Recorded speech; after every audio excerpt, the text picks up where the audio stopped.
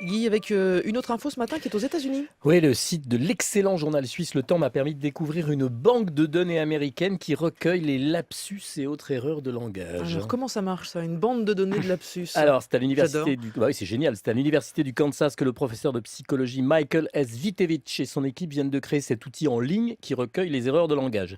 Recherche qui est expliquée dans un article en anglais publié fin août dans la revue Frontiers in Psychology, les frontières en psychologie.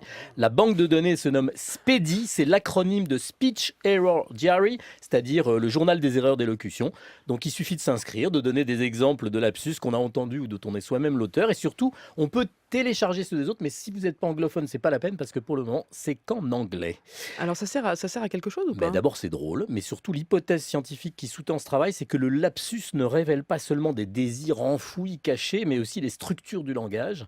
En analysant nos dérapages, les psycholinguistes peuvent mieux comprendre comment le système du langage se construit.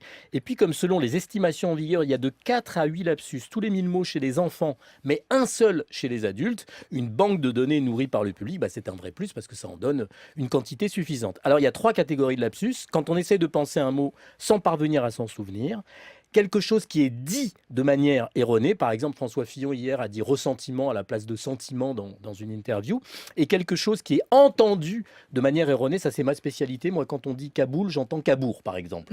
Des choses, mais oui, je vous jure que c'est vrai. C'est moins dangereux, hein, C'est moins dangereux, ça dépend. Forcément, qui dit lapsus dit politique, on le sait, les femmes et les hommes politiques qui évidemment parlent beaucoup trop sont les rois du lapsus.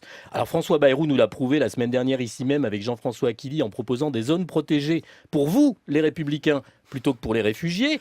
À la Baule, c'est le président des Républicains, justement, Nicolas Sarkozy, qui a lancé il y a quelques jours la France de toute éternité a toujours été du côté des opprimés et toujours été du côté des dictateurs. Bon, ok. Et puis on se souvient, bien sûr, historiquement de Rachida Dati qui confond fellation et inflation, ou Brice Hortefeux qui nous a parlé un jour du fichier des empreintes génitales.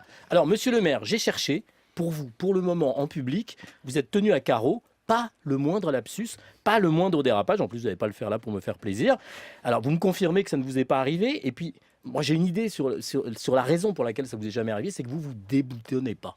Je vous regarde depuis plusieurs fois que vous venez ici. Quand allez-vous enfin vous lâcher? Si c'est pour faire de mauvais lapsus, c'est pas la peine. Mais Mais y a je vous que ça- rassure, mais il n'y a que ça qui ça marche. m'arrivera un jour, Guy Bironbaum. Bon, J'en suis écoutez, certain. si vous pouviez le Sinon, faire. c'est mauvais signe, vous avez raison. Mais oui, parce que c'est parce que vous vous lâchez pas. Il faut que vous lâchiez, n'est-ce pas? Eh bien, lâchons-nous. Je vais vous laisser entre vous. Merci beaucoup, Bruno Le Maire. Merci, Guy. On entre dans la dernière heure du 6-9, juste après le journal de Nicolas Teyer. La colère d'Arnaud Clément. Paf! Voilà le lapsus.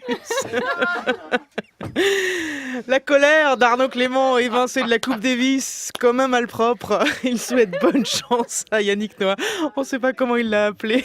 Finalement, je viens d'entendre J'adore dans ce qu'on appelle le micro d'or. Je vais être la risée de tout le monde, c'est horrible. Vos rendez-vous habituels sont là, bien sûr, aussi avec le décryptage éco.